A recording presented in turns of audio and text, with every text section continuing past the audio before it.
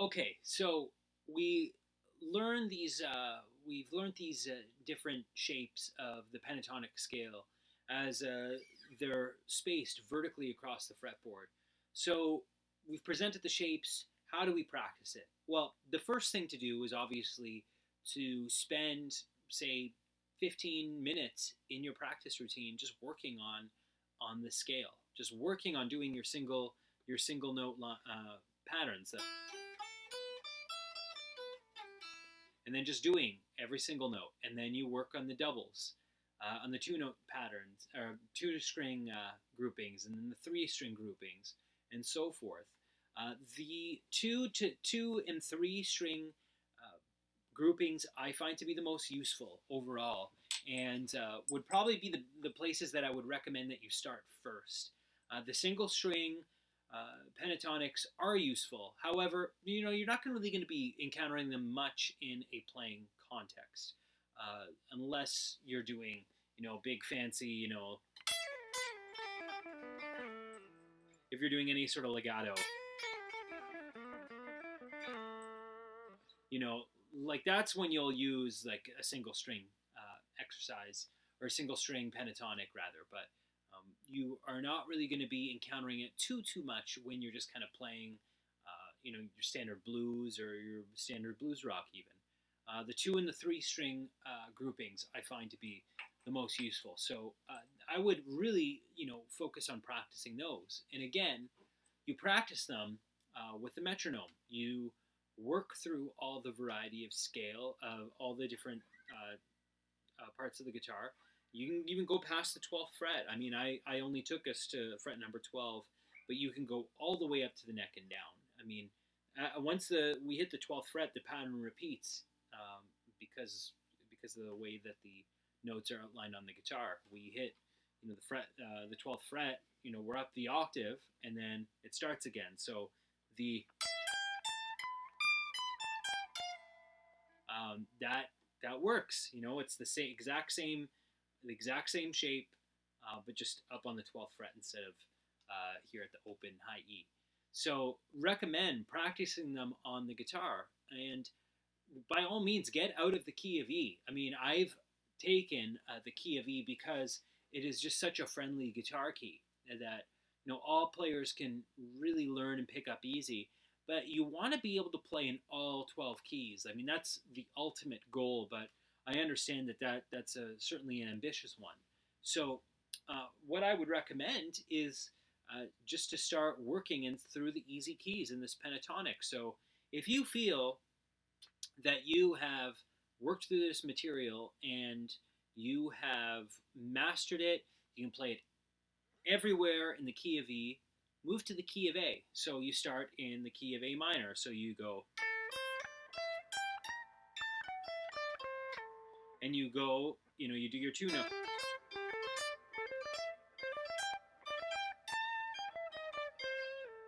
And then you do, you just keep going down through all the various exercises that we've outlined. So I would recommend moving just like kind of in fourth. So you go from the key of E to the key of A, and then you try the key of D minor, and then you go to the G minor, and so forth. Because especially when you start playing blues, or really kind of any music, especially if you're playing with horns or even like a keyboard player, you will find that you are going to be out of the key of E and just some of the guitar-friendly keys, keys like B flat, A flat, E flat. I mean, these are going to be keys that that people tend to call tunes in, and it's important to learn the fretboard and to know where all the notes are in the various keys. So that being said, learn all your keys is very, very important.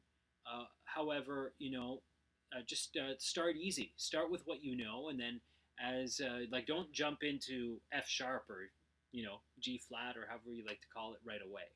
Don't challenge yourself too much. You want to add just enough work that it's tough on you, but it's not going to be too hard. So after you're finished with the key of E, you go into the key of A, and then you make your way through the circle of fourths through that. Now, in terms of how you can actually practice these, you could practice them another way. a number of different ways. So I have the metronome set now to 100 again.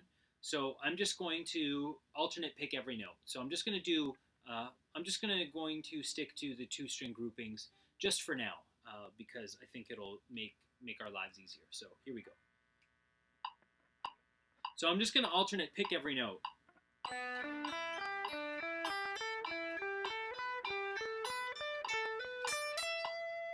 Just playing in eighth notes there. I can also do hammer-ons.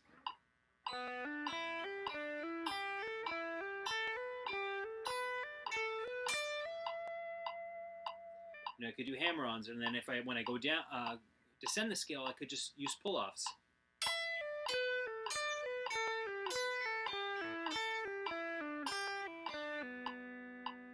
So you can go alternate picking. You can do the hammer-on and the pull-offs. If you really want to get ambitious, and this is maybe for some of the more advanced players, is you could just try, you could kind of try a full legato and really try to stretch your hand out. So this would be applicable for like the single string pentatonic. So here we go. Again, I'm just going to have the metronome at 100, and I'm just going to be trying to do some like major stretches just on the single string.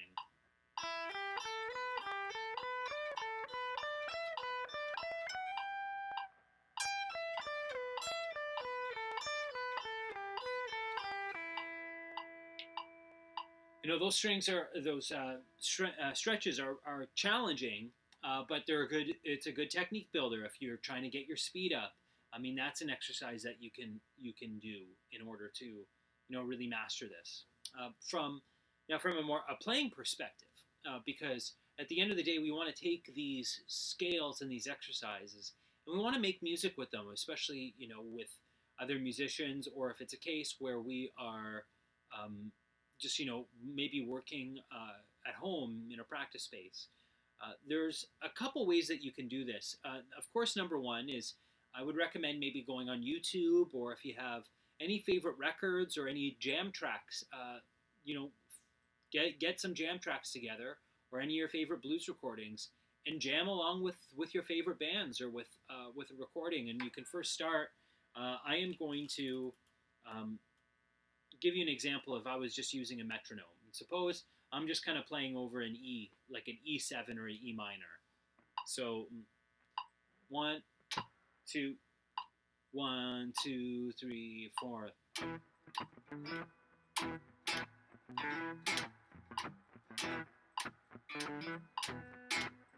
Like I'm playing over this kind of groove. What I'll start to do is I'll start to limit myself to certain areas of the guitar for my improvising. So here, I'm just going to work on staying in this area of the guitar, but I'm going to alternate between the box positions 1 and 2,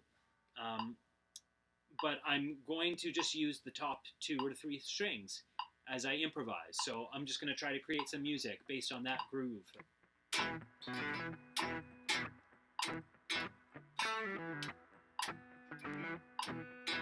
2, 3.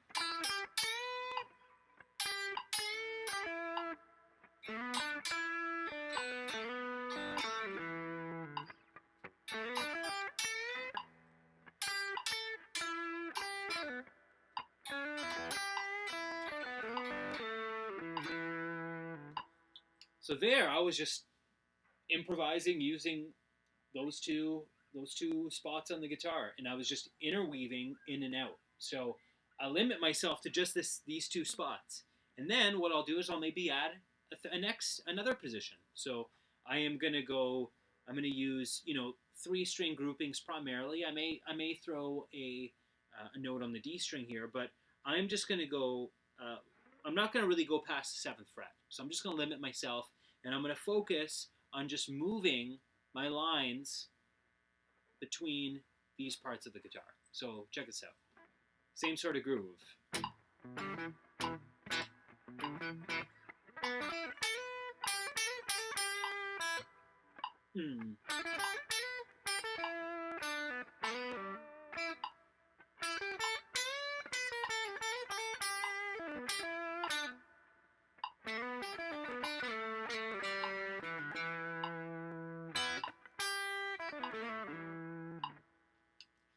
so forth.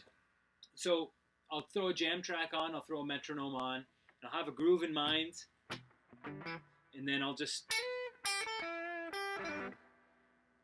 work through those limited constraints. I'll try to find a way to make music with the limited devices that I have. And in a lot of ways, that's what makes blues music as great as it is. It's not necessarily the hardest kind of music that you can play, but it is the hardest to master because it's just, so specific with regards to the details.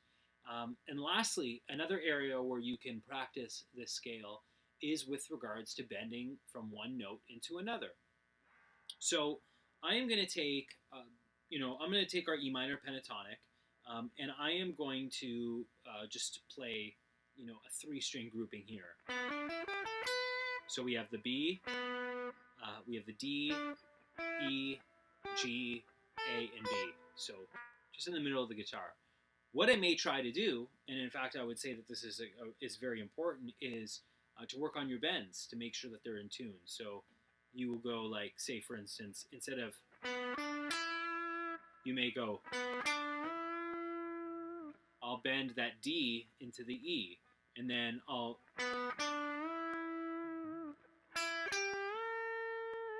bend that G into the A. I can bend the A into the B. You could, if you want to get real adventurous, I'll see if I can pull this off, you can bend the G into a B.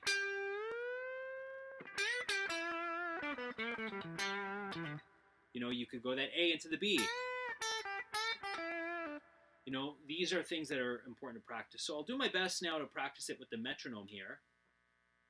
It's going to be a little tricky.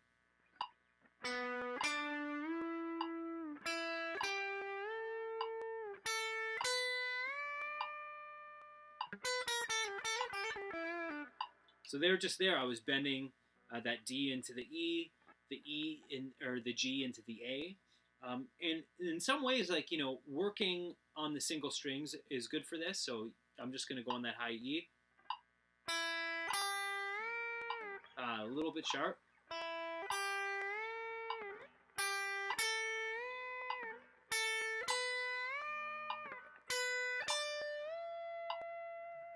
You could just bend from you.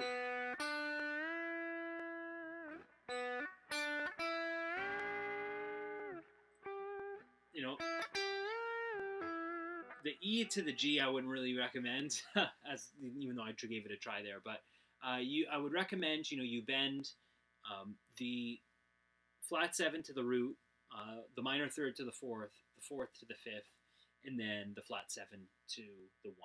So those are kind of the notes that you can bend from one into the other that are going to be fairly useful for you to check out. But the way that you are going to be able to ultimately hear this is on recording. And in this next chapter, I am going to talk about some recordings that I really enjoy that I'd recommend to you, and then to show you other links of how you can get deep into the blues based on some artists that you already like. So stay tuned.